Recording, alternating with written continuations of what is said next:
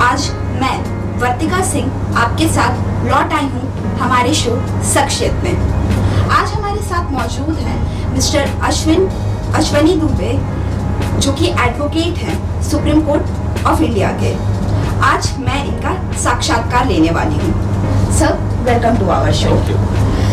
Sir, जैसा कि आप जानते हैं हमारा सब्जेक्ट है मीडिया लॉ, तो मेरे जो सवाल होंगे आपसे हमारे सब्जेक्ट से ही रिलेटेड होंगे।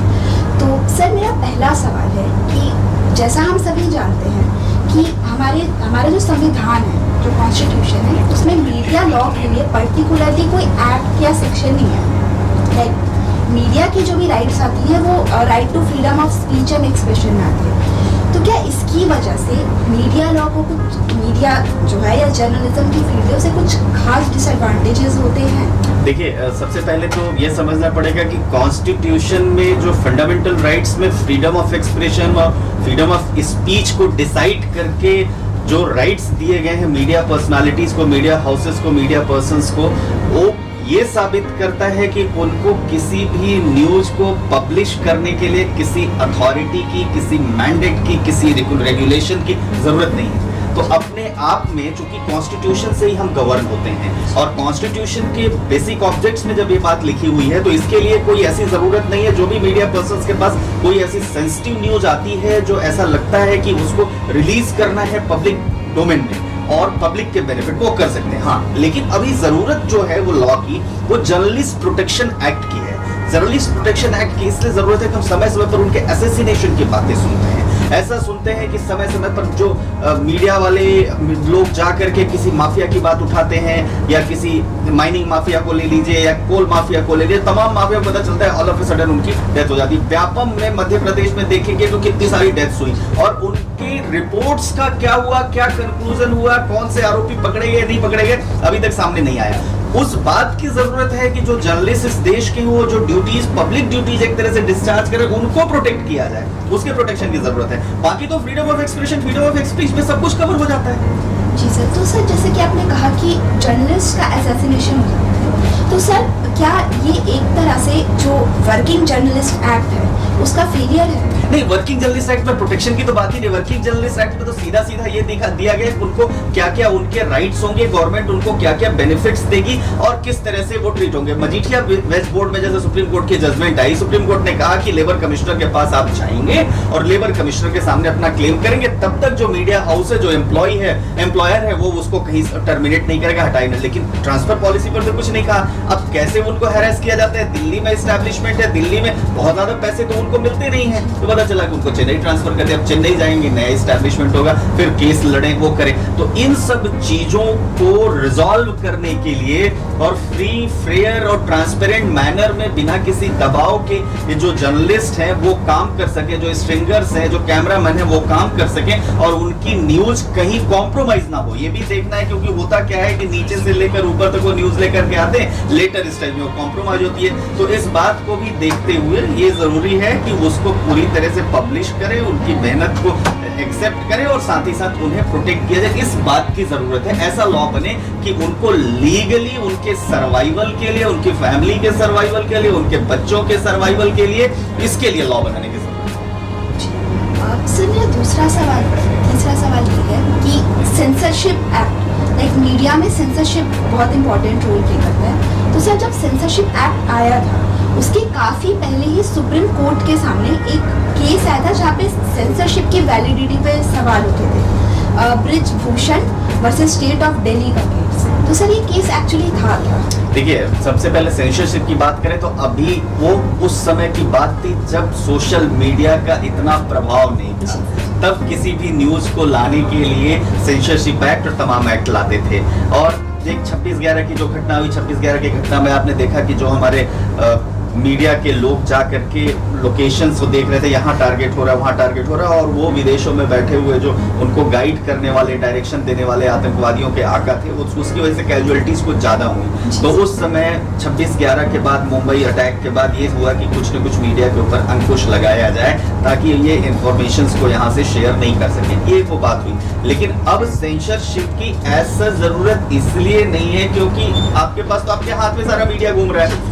आपने कोई चीज लिखा, कहीं कुछ बोला और इमीडिएटली पता चला को सोशल मीडिया पर चला गया, सोशल मीडिया पर जाते ही उसको करोड़ों लोगों ने देख लिया, तो उस बात का कोई मतलब नहीं जहां पर उसको सेंशन करने की जरूरत। हाँ, एक responsible media person, responsible citizen की जिम्मेदारी निभाते हुए सबको ये जरूर देखना चाहिए कि वो किसी के व्यक्तिगत इंटरेस्ट को हार्म नहीं करे। और मैं ऐसा समझता हूँ कि हमारे देश की डेमोक्रेसी में, हमारे देश के कॉन्स्टिट्यूशन में इतनी ब्यूटी है, इतनी अच्छी बात है कि कोई किसी को किसी काम को करने के लिए नहीं करता। आप ये देखिए, जेएनयू का इंसिडेंट हुआ, जेएनयू के इंसिडेंट के बाद freedom of expression, freedom of speech के बारे में जिस तरह से डिफिनीशन शुरू हुई, लोगों को पता चला, तो अल्टीमेटली कोर्ट्स ने भी यही कहा कि freedom of expression, freedom of speech को आप कर्टेल नहीं कर सकते हैं किसी को।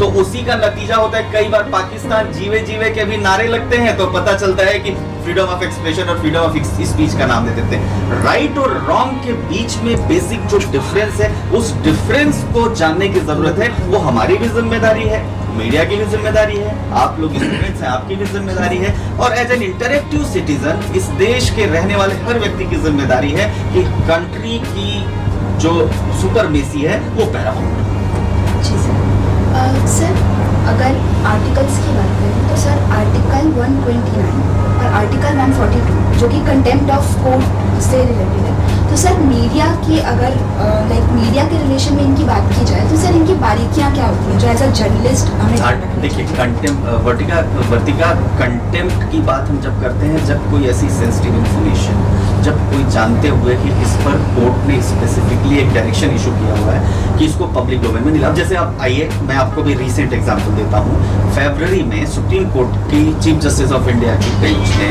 क्या किया कि कहा कि राम मंदिर मामले का जो निपटारा है वो निपटारा आप मीडिएशन प्रोसेस के थ्रू कर लीजिए, और देखते हैं, वी आर अपॉइंटिंग मीडिएटर्स, जिसमें श्री राम पंचू जी जो सीनियर एडवोकेट है उनको किया, श्री रविशंकर को किया, और सुप्रीम कोर्ट के रिटायर्ड जस्टिस खलीफुल्ला को किया।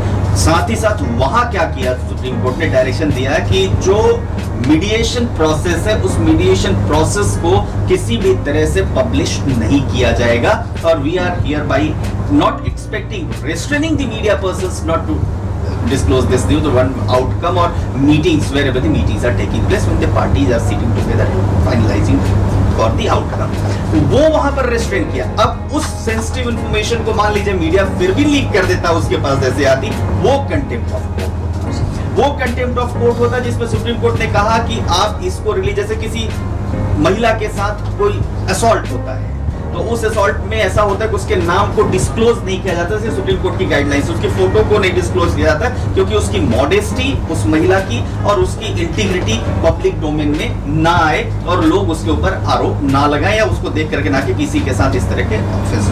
अब उसमें कोई मीडिया वाला जा करके उसकी फोटो को पब्लिश कर देता है, नाम पब्लिश कर देता है, तो फिर पता चलता है वो कंटेम्प्ट ऑफ कोर्ट में आएगा। आप देखिए, निर्भया केस हुआ 2012 में, आज तक निर्भया का विक्टिम का असली नाम क्या है शायद लोगों को, बहुत कम लोगों को पता, सब उसको निर्भया के नाम से जाते हैं, और उसके बाद क्रिमिनल प्रोसीजर कोड में भी अमेंडमेंट है। तो ऐसी इंफॉर्मेशंस, जो इंफॉर्मेशंस पब्लिक डोमेन में नहीं लानी है और जिस पर स्पेसिफिकली कोर्ट्स की डायरेक्शंस है, उसके बाद भी अगर कोई कुछ करता है तो वो कंटेम्प्ट ऑफ कोर्ट की श्रेणी है। तो सर ऐसी कौन सी सिचुएशन होती है जब कंटेम्प्ट ऑफ कोर्ट नहीं माना जाता है? ऐसी सिचुएशन कंटेम्प्ट ऑफ कोर्ट में, जैसे अभी आज जो सुनवाई हुई, आज जो राम मंदिर में सुनवाई चल रही है, सुप्रीम कोर्ट ने कहा कि हम एक्सपेक्ट करते हैं कि 18 अक्टूबर तक सारी पार्टीज बैठेंगी और पार्टीज आपस में इसको जो लॉयर्स आर्ग्यू कर रहे हैं वो लॉयर्स 18 अक्टूबर तक इस मामले की अपनी अपनी दलीलें दे लेंगे।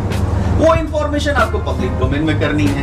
जैसे 2G का फैसला आता है वो पब्लिक डोमेन में, चिदम्बरम को अरेस्ट किया जाता है वो पब्लिक डोमेन में। ऐसी इंफॉर्मेशंस को डिस्क्लोज करने में कहीं कोई पाबंदी नहीं, लेकिन जिनमें स्पेसिफिकली या आदेश होता है या कोई कानून होता है उनको जब डिस्क्लोज किया जाता है तो उन परिस्थितियों में कंटेम्प्ट ऑफ कोर्ट अट्रैक्ट होता है। यानी कि अगर स्पेशल मेंशन नहीं है तो और उसे डिस्क्लोज कर रहे हैं तो फिर वो कंटेम्प्ट। सर कंटेम्प्ट से ही रिलेटेड एक पावर होती है, सुओ मोटो पावर, जो सुप्रीम कोर्ट की power, supreme court high court दोनों की पावर होती है। तो सर ये है क्या? सुओ मोटो में होता है कि सुप्रीम कोर्ट और हाई कोर्ट कॉन्स्टिट्यूशनल कोर्ट्स होती हैं, तो इनको पावर्स होती है कि किसी भी चीज का कभी भी संज्ञान ले सकते हैं। जैसे आप देखिए, चल रहे हैं तो पता चला कि रास्ते में पोल्यूशन दिख रहा है, इंडन नदी आपके इसके सामने जाती है। तो सुप्रीम कोर्ट और हाई कोर्ट के जजेस को ये पावर है कि वो जाएंगे और उठाए कहेंगे कि हम इसका सुओ मोटो कॉग्निजेंस ले रहे हैं, उसमें रीजन दे देंगे कि हम उस तरफ से क्रॉस हो रहे थे तो हमने देखा कि बहुत सारा टॉक्सिक और वेस्ट नदी में हमने पाया, तो इसलिए हम अब यहाँ पर सुओ मोटो एक्शन लेते हुए गाजियाबाद अथॉरिटी को, उत्तर प्रदेश अथॉरिटी को, पोल्यूशन कंट्रोल बोर्ड को, केंद्रीय प्रदूषण नियंत्रण बोर्ड को, ministry of environment and forest को और सबको बुलाते हैं और बताते हैं कौन कौन सी ऐसी इंडस्ट्रीज है जो इसको पोल्यूट कर रही हैं। वहाँ किसी पिटीशन की जरूरत नहीं है, कहीं पर किसी राइट्स का वायलेशन हो रहा है उसको करने की जरूरत नहीं है। जैसे सुओ मोटो कॉग्निजेंस में आप देख लीजिए, जो अभी कुछ दिनों पहले वो लॉयर के साथ वो सेंगर कुलदीप सेंगर का केस हुआ, सुप्रीम कोर्ट के सामने मेंशन हुआ, सुप्रीम कोर्ट ने उसमें एक्शन लिया। उसके अलावा आप देख लीजिए चिन्मयानंद स्वामी के केस में जो लड़की कई तो लॉयर्स गए तो उस पर सुप्रीम कोर्ट ने कॉग्निजेंस लिया। तो ऐसी इश्यूज, जो इश्यूज कोर्ट को लगता है कि इस पर किसी स्पेशल पिटीशन की जरूरत नहीं है, उसका वो सुओ मोटो पब्लिक इंटरेस्ट में कॉग्निजेंस ले सकता है। सर आर्टिकल 137 स्टेट करता है कि लाइक सुप्रीम कोर्ट को मतलब पावर देता है कि वो अपने खुद के फैसले को रिव्यू कर सकता है 137। तो सर मीडिया इस लाइक आर्टिकल का कैसे फायदा उठा सकता है? देखिए रिव्यू करने की बात तब है जब जैसे रिव्यू की बड़ी लिमिटेड पावर्स होती है। लिमिटेड पावर्स में होती हैं कि कोई फैक्ट, कोई डॉक्यूमेंट, कोई प्रोसीडिंग्स या कुछ ऐसी चीज जो अब तक हमारे सामने आई नहीं या यहाँ पर बाई मिस्टेक रह गई और ये उससे बहुत रिलेटेड है। वो सिर्फ रिव्यू की पावर सिर्फ सुप्रीम कोर्ट की नहीं है, रिव्यू की पावर हाई कोर्ट की भी है, रिव्यू की पावर डिस्ट्रिक्ट कोर्ट्स की है, रिव्यू की पावर हर अथॉरिटी की है जो भी अथॉरिटी जुडिशियल प्रोसेस को डील करती है। तो अब मान लीजिए कि एक कोई ऐसा मैटर होता है जिसमें एक इंफॉर्मेशन कोर्ट के सामने नहीं आती और कोई भी पार्टी उस वाइटल इंफॉर्मेशन को प्रोड्यूस नहीं करती, लेटर स्टेज में वो वाइटल इंफॉर्मेशन लेकर के जाते हैं और वो कहते हैं, तो उस सिचुएशन में जैसे राहुल गांधी के केस में आप देख लीजिए, जो राफेल डील का मामला था, राफेल डील के मामले में सुप्रीम कोर्ट में पिटीशन डली, रिव्यू पिटीशन डली, क्योंकि पहले इंस्टेंस में कोर्ट में प्रोसेस में किसी प्रकार की कोई गड़बड़ी नहीं हुई है, जो प्रोसेस है वो एक्यूरेट है और अच्छा है। उसके बाद 3-4 पिटीशंस, अरुण पुरी की पिटीशन, प्रशांत भूषण की पिटीशन और एक और पिटीशन आती है अटल की, उस पिटीशन में वो एक द हिंदू में ने जो आर्टिकल छापा था उसमें और एक जो डिफेंस से डॉक्यूमेंट आ जाता है उस डॉक्यूमेंट को लगा करके वो पब्लिश करते, कहते हैं ये रिव्यू में आना चाहिए और इसको आप करिए, ये देखिए कि जो एक्चुअल प्राइस है उस एक्चुअल प्राइस से कितने ज्यादा हायर प्राइस पर ये लिया गया है। तो वहां रिव्यू की पावर्स को कोर्ट ने अप्रोप्रिएटली एग्जॉस्ट किया और मीडिया ने उसको रिपोर्ट भी किया। तो वो इस तरह के यूनिक एग्जांपल से, जैसा हमने बताया कि अगर कोई चीज कहीं रह जाती है तो उसको रेक्टिफाई करने के लिए जो प्रोसेस होता है और कोर्ट उस मिस्टेक को करती है या किसी एडिशनल फैक्ट को जोड़ती है और रिव्यू की पावर्स होती है। सर एक आखिरी सवाल आपसे कि सर जैसे ऑल इंडिया रेडियो है और दूरदर्शन है, उन पर जैसे ऐसे तो वो ऑटोनॉमस बॉडीज हैं बट फिर भी प्रसार भारती के थ्रू गवर्नमेंट का कुछ हद तक उन पर कंट्रोल होता है जो वो कंटेंट दिखा रहे हैं, या ऐसे भी प्रसार भारती वो उनके कंटेंट को काफ़ी फिल्टर करती है, इसलिए शायद उनकी क्वालिटी भी मिलती है। तो सर क्या प्राइवेट चैनल्स को भी इस तरह की लाइक क्या कहें नीति अपनानी चाहिए? और सर अगर ऐसा होता है तो कोर्ट का इसमें क्या रोल है? देखिए प्राइवेट चैनल्स को तो और भी कॉशियस होना चाहिए, क्योंकि अगर ऑल इंडिया रेडियो कोई ऐसी न्यूज दिखाता है जिस न्यूज को पब्लिक डोमेन में नहीं आना चाहिए या गलत होता है या फैक्ट्स उसके गलत होते हैं, तोड़ मरोड़ के दिखाते हैं, तो उसके खिलाफ एक्शन इमीडिएटली प्रसार भारती ले लेती है। चाहे वो सिर्फ ऑल इंडिया रेडियो नहीं है, वो दूरदर्शन भी हो, दूरदर्शन की जितने विंग्स हों या जितने भी गवर्नमेंट ओन्ड जो भी सब्सिडरीज हैं जो न्यूज़ पब्लिकेशन में। लेकिन वहीं प्राइवेट हाउसेस में आप आते हैं तो पता चलता है कि न्यूज़ को बहुत एग्जैजरेट करके बहुत बड़ा करके दिखाते हैं, किसी को इमीडिएटली विलन बना देते हैं। लेकिन होता क्या है, वो मीडिया ट्रायल करने की कोशिश करते हैं और बाद में अदालती प्रक्रिया में पता चलता है कि जिसको इन्होंने विलन बनाया मीडिया ने, वो एक्चुअल में ही इज वॉकिंग फ्री, क्योंकि कोर्ट ने उसे छोड़ दिया, कोर्ट को एविडेंस नहीं मिले तो उस चीज को रिपोर्ट नहीं करते हैं। तो जो कैरेक्टर का एसेसिनेशन है, इमेज का एसेसिनेशन है, उसकी सोसाइटी में जो उसकी इज्जत थी उसका एसेसिनेशन तो पहले इंस्टेंस में मीडिया ने खूब कर दिया। सेकंड इंस्टेंस में जब कोर्ट ने छोड़ा तो ये कहा जाता है कि दोषी नहीं था, उसको नहीं लगाया। इसको इंश्योर करने की जरूरत है कि चेक एंड बैलेंस हो, और उस चेक एंड बैलेंस में ऐसी बात हो कि कोई भी चीज ऐसी अगर वो बताते हैं, दिखाते हैं जिनका उनके नहीं पता है, तो विलन नहीं बनाए, और विलन बनाते हैं तो फिर अगर वो बाद में अदालती प्रक्रिया से या सबूत उसके खिलाफ नहीं होते, वो छूटता है तो उसको छोड़ेंगे। ये दोनों चीजें बहुत इंपॉर्टेंट है, और यही कॉन्स्टिट्यूशन का बेसिक ऑब्जेक्ट है, यही कॉन्स्टिट्यूशन की बेसिक ड्यूटी है। Thank you so much Thank you, Vartika. हमारे साथ बातचीत करने के लिए। तो दोस्तों, आज के लिए इतना ही। हम दोबारा मिलेंगे एक और शख्सियत के साथ। तब तक के लिए नमस्कार।